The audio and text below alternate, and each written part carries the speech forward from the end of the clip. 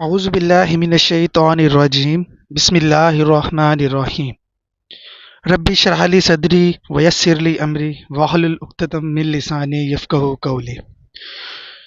Assalamu alaikum. Myself Dr. Yusuf Bashir from UVAS Lahore.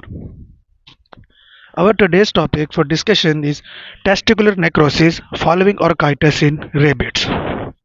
Now let's move toward our topic. A 9-year-old intact male Holland loop rabbit of weight 3 kg was presented at our clinic.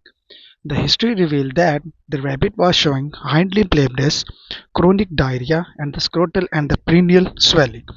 Upon the further physical examination, we have revealed that the animal had enlarged, warm, erythematous, and painful testicles, multiple abscesses, and enlarged lymph nodes.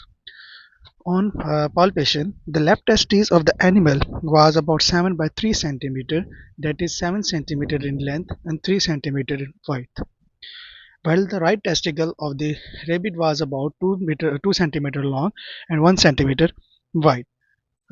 We have declined the pathogen culture because we have to keep in mind the economics of the owner as well. As we know, the testicular inflammation and necrosis are very rare in the case of rabbits, while the infectious diseases like encephalozoon caniculi are the major causes of morbidity and mortality in the case of rabbits. While the orchitis and funiculitis may result from the bacterial infection or trauma may lead to ischemic necrosis because of the deficiency of the oxygen to the regenerating cells.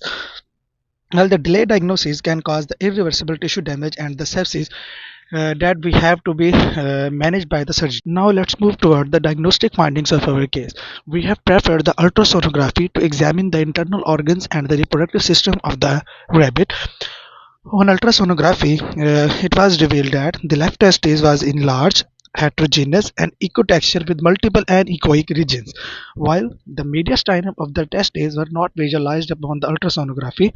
Hydrocele, that was the fluid-filled cavity, a intrascrotal anechoic fluid accumulation was there, while the epididymis was enlarged with a mixed echogenicity. Now, let's discuss the treatment of our case.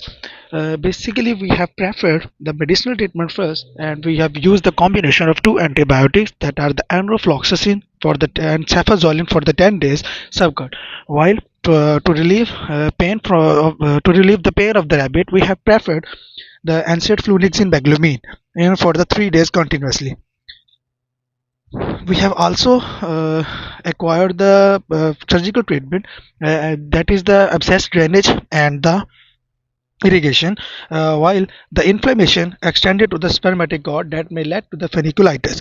While we have also performed bilateral orchiectomy under the anesthesia that were used locally as well as generally, and we have performed the close castration that we commonly call the scrotal ablation, and we have removed the spermatic cord as well that were inflamed and swelled. After surgically removing the testicles, we have seen that the left testis of the animal was enlarged, film discolored with the thickened congested cord, while the right testis of the animal was slightly regressed and inflamed as well. Upon microscopy of the tissue sample, we have revealed that the left testis of the rabbit was showing coagulative necrosis, hemorrhages with no spermatogenesis, while the right testis upon microscopy shows the chronic orchitis. There was full recovery of the rabbit after the complete surgery, and there was no occurrence in the 5 months. As we have seen in our case, that early recognition and the surgery is very crucial, as we have to diagnose it early to keep and maintain our case. Now let's conclude our topic. The rare unilateral testicular necrosis following orchitis and funiculitis, as we have seen in this case, while delay in the surgery may lead to ischemic necrosis, as I have discussed earlier, because of the hypoxic condition to the degenerating cell at the testes. While bilateral orchiectomy may lead to the recovery and the stable condition that can give an animal a healthy life as well. While highlights the early diagnosis, imaging, and the prompt surgery may lead to the good prognosis. Thank you. Jazakallah.